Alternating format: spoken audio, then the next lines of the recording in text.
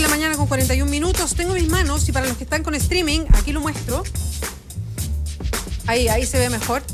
El libro que se titula de esta manera: Don Francisco, biografía no autorizada de un gigante. Voy a leer algo que dice en la contratapa, es de Editorial Planeta. Dice: pero este astro, por Don Francisco, a quien señalan como Mario Kreuzberger, conocido por todos como Don Francisco, uno de los animadores de televisión más populares del mundo de habla hispana, dice que este astro también tiene su lado oscuro. Se le ha acusado de acoso sexual, de hacer negocios con la caridad, de poseer cuentas en paraísos fiscales, de relacionarse con agentes de la dictadura y de diversos excesos. Se le ha tratado de altanero, maquiavélico y mentiroso. Incluso Mike Patton, el famoso vocalista de Faith No More, no sé si ustedes se acuerdan de ese episodio, lo bautizó públicamente como Don Corleone.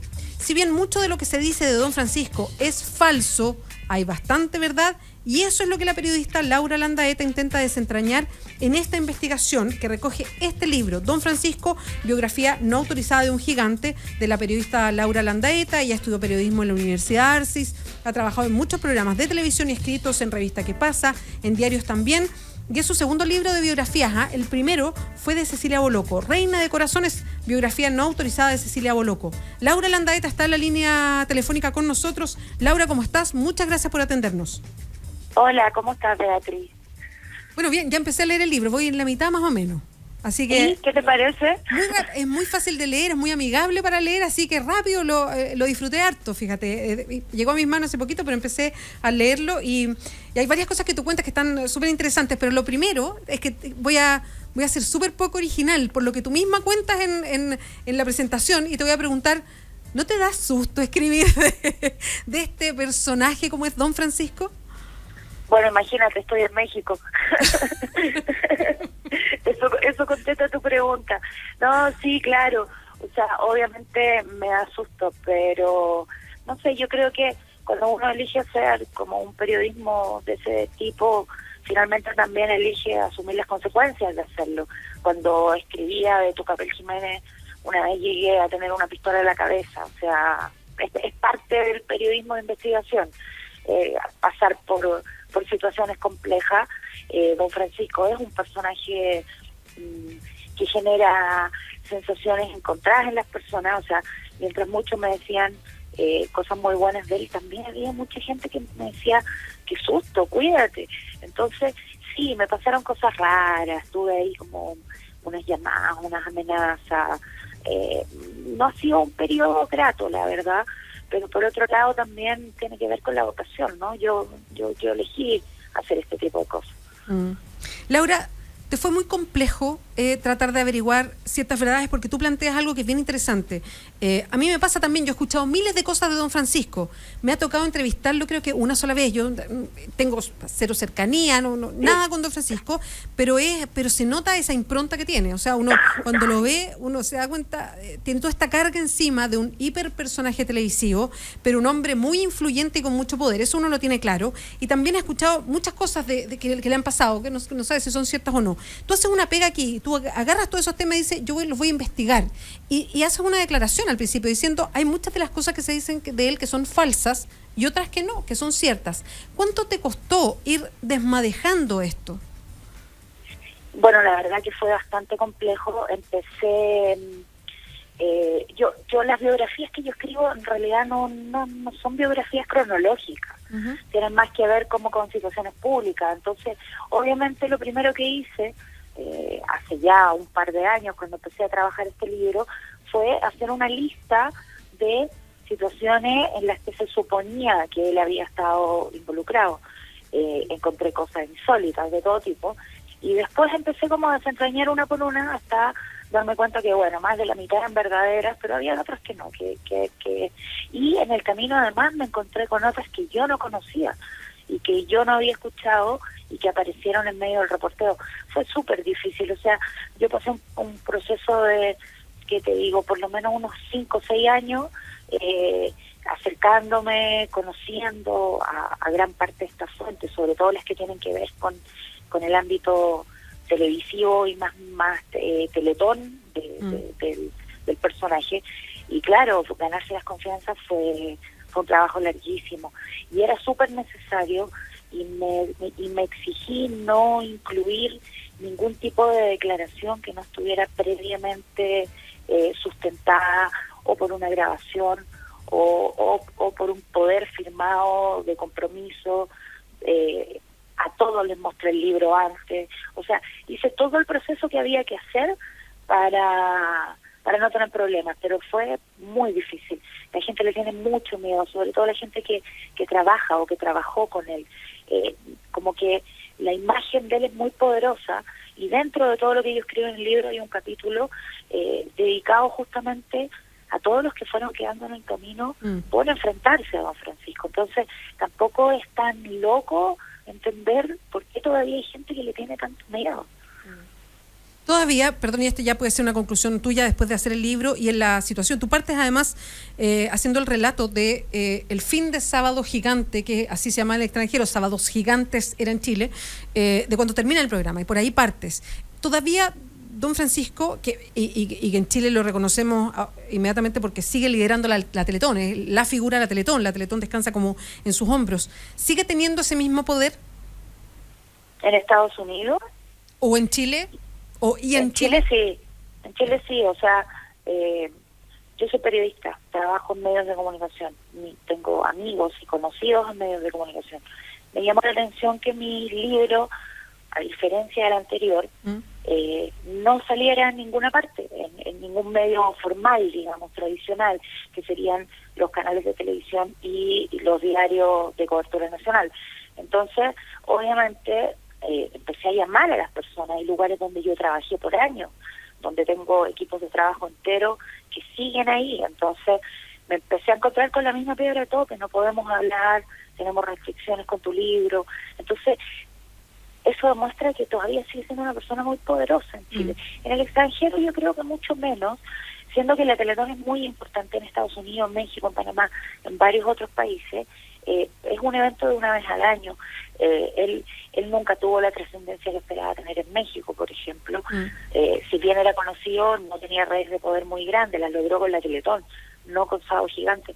Y en Miami yo creo que la mejor muestra de que ya no es lo mismo es que mi libro ha aparecido en los medios más importantes de televisión y de prensa escrita, el Miami Herald, Telemundo, Univisión donde él trabaja. Entonces me parece que en Chile todavía queda una imagen muy potente y un poder mucho más grande que el que le queda a estas alturas en el resto del continente. Estamos conversando con la periodista Laura Landaeta, ella está en México en estos momentos, sobre el libro Don Francisco, biografía no autorizada de un gigante. Laura, hay varios aspectos de la vida de Don Francisco que tú tocas con bastante detención para ir despejando justamente qué es lo cierto y qué es lo falso. Uno es el gran y bullado caso sobre acoso sexual, esta acusación en Estados Unidos en contra de don Francisco, y que abrió una serie como de compuertas respecto a su comportamiento en todos los años de programa. Y no solamente en el caso de acoso sexual, sino también de algún tipo de abuso de poder. Segundo tema es algo que siempre ha estado rondando a don Francisco, pero que quizás primera vez que yo lo veo aterrizado, como lo veo en el libro, y tiene que ver de si don Francisco finalmente tuvo algún nexo con la dictadura o no. Porque en una época donde había una dictadura, donde Pinochet tenía todo el poder en Chile, que hubiese un programa que tuviese un registro semanal, como Sábados Gigantes, de 7 horas continuas de televisión, es raro pensar que que no hubiese ningún tipo de relación, no digo que de buena onda ni nada, pero ningún tipo de relación entre el equipo de don Francisco y el mismo Pinochet. Cuesta pensarlo. Entonces tú te metes ahí. Y el otro tema es la acusación de paternidad a don Francisco, o este requerimiento de paternidad. ¿Qué pasa en estos tres temas? Obviamente no quiero que me adelantes todo el libro, la gracia es que las personas lo lean, en fin, obvio. Pero ¿cómo fuiste mirando todo y por qué elegiste esos tópicos en particular para desarrollarlos en forma más larga? Bueno, el tema de la dictadura, tengo que reconocer que es un tema que personalmente para mí ha sido muy importante. Ha marcado mi vida de manera muy violenta. Yo perdí a mi abuelo, a mi madre, a mi tío, amigos, etcétera. Y sí me parece que es un tema muy fuerte también, porque si bien, no solo porque es parte de la historia reciente de nuestro país y todavía quedamos generaciones heridas en carne propia, haber vivido todo eso, sino que además hay un montón de situaciones posteriores a la dictadura que tienen que ver también con estos personajes que son como grandes gestores, ¿no? Que tienen que ver con cómo se mueven los hilos de la política, de la economía, y claramente don Francisco es uno de ellos. O sea, en el libro lo dejo bastante evidente, yo invito a la gente a que lo lea. El tema de la demanda de acoso sexual también es muy importante, porque dentro de la carrera de Marion Kreuzberger, uno de los tópicos comunes es el tema de la sexualidad de las mujeres, de las fiestas, de intercambiar electrodomésticos por sexo en un camarín, etcétera. Era muy recurrente escuchar historias de ese tipo con respecto a él. Entonces, a través de esta demanda de acoso sexual, yo también empiezo como a desgranar una parte importante de la carrera de un personaje en la que termino contando estas cosas que te acabo de adelantar. Entonces, también es una forma de perfilarlo. O sea, obviamente hay un componente más mediático, más farandulero, que puede tener que ver con el impacto que provoca saber que durmió con no sé quién, o que no sé quién fue su pareja, o qué sé yo. Pero también dentro del contexto del libro es una manera de decir, bueno, este personaje, como todos, tiene matices, y sus matices son estos. Y el tema de la paternidad a mí me parece muy violento. O sea, yo obviamente lo iba a tocar porque era un punto muy importante en su vida, pero sin buscarlo tuve acceso al expediente de la demanda, expediente que desapareció de los tribunales, y misteriosamente a pocos días de cerrado el caso. Yo tuve acceso a una copia de ese expediente completa, y del expediente también por cohecho, porque acuérdate que acusaron a su hijo y a un amigo de tratar de cambiar los resultados del primer examen de ADN en el Instituto Médico Legal, y se abrió una causa por cohecho. Finalmente fue muy difícil demostrarlo, la ley exige una cantidad de pruebas que es imposible de llevar a un tribunal, partiendo por grabaciones telefónicas. Entonces, bueno, teniendo todos esos antecedentes, empiezo a desgranar cada una de esas cosas, y claro, me encuentro con un personaje en el asunto de la demanda de paternidad, capaz de ejercer un nivel de influencia peligrosísimo y que afecta profundamente la carrera de alguien que además, por lo que voy investigando, efectivamente tuvo una relación con él de tipo íntimo. Después con respecto a la paternidad, bueno, ahí lo van a ir leyendo en el libro, pero la verdad hay situaciones que no se condicen con una justicia transparente. Entonces uno dice, ok, si yo no tengo nada que ver en un tema, ¿por qué me esfuerzo o por qué busco que pasen estas cosas? O sea, yo no te podría decir si este señor Flores es o no es hijo de don Francisco, porque yo no le hice un ADN, pero sí queda muy claro al leer el expediente, porque es lo que yo hago en ese capítulo, voy mostrando el expediente, lo fotografío también, etcétera. Al leer el expediente uno dice, ok, aquí hay demasiado desgaste de energía por algo que se supone es falso. Entonces queda la duda, absolutamente. Laura, te quiero agradecer mucho esta conversación. Me dejaste con más ganas de terminar el libro, además. Ahora, qué bueno. ¿Vas a estar por Chile en el próximo tiempo? ¿Te vas a quedar afuera del país? Estoy cerrando con Planeta México mi próximo libro, que es como más internacional.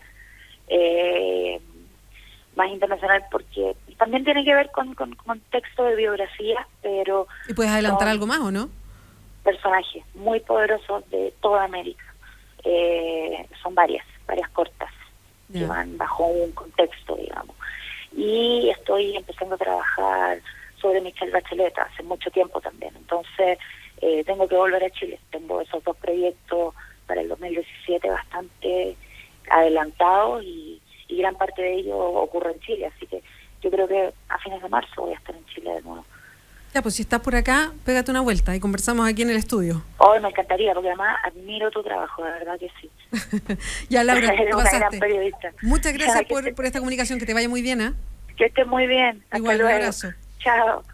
Laura Landaeta está en México en estos momentos. Bueno, ella misma contó por qué está en México, y tengo en sus manos, en mis manos, su último libro, Don Francisco, biografía no autorizada de un gigante. Es muy amigable de leer, se lee bastante rápido, y ya hace y eso facilita mucho la lectura. Ella hace una declaración al iniciar el libro respecto a todas las cosas que uno escucha de un personaje como Don Francisco y cómo va desmadejando para saber qué es cierto y qué no de todo lo que se lo acusa. Sin duda un personaje muy poderoso todavía en Chile, en buena parte de América también, y es una forma de conocer este lado que tiene matices, hay lados claros y hay lados oscuros también de un personaje como Don Francisco, de Mario Kreuzberger. Es de Planeta, se llama Don Francisco, biografía no autorizada de un gigante, está en librerías. 11:56. Cuando has pasado por la experiencia angustiante de no saber cómo vas a pagar las deudas a fin de mes, Afianza te da la posibilidad de pagar una cuota mensual totalmente abordable para ti. ¿Cómo? Vende tu casa, no te muevas de ella, paga una cuota mensual por 8, 12, 15 o 20 años, menor al 25% de tu ingreso. Con la última cuota habrás recomprado tu casa. Los puedes contactar en afianza.cl o llamando al 22-7565-690. Y Casa Mía es más que una residencia de adultos mayores, es un lugar para vivir plenamente la vida. Hay departamentos de 3 tamaños con enfermera y médico residente, plena independencia para vivir lo que llaman los años dorados, actividades semanales también como taller de pintura, coro, bingos. Los puedes contactar en Casa Mía directamente, esto es en Normandía 1882 en Providencia, o al teléfono 223430006 o a la página web residenciacasamia.cl.